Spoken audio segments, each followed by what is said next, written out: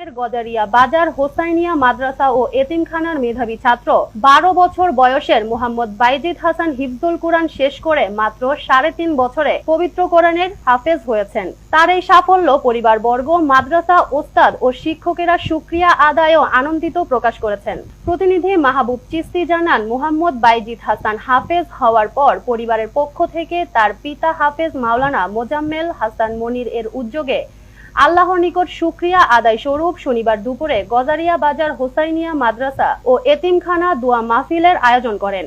এ সময় মাদ্রাসার প্রতিষ্ঠাতা পরিচালক হাফেজ কারি মোহাম্মদ আবু দাউদ এর সার্বিক তত্ত্বাবধানে এ সময় ফরিদপুরের প্রবীণ আলেম ও ইসলামী চিন্তাবিদ হাফেজ মোহাম্মদ আবুল হাসান, মাদ্রাসার শিক্ষক হাফেজ মাওলানা নিয়ামুল হাসান, ফরিদপুর প্রেস ক্লাবের সিনিয়র সহ সভাপতি মাহবুব হোসেন পিয়াল, নগরকান্দা উপজেলার সোনাতন্দি সরকারি প্রাথমিক বিদ্যালয়ের প্রধান শিক্ষক মোহাম্মদ এমদাদুল হাসান সহ স্থানীয় আলেমাদিন ও গণ্যমান্য ব্যক্তিবর্গ উপস্থিত ছিলেন।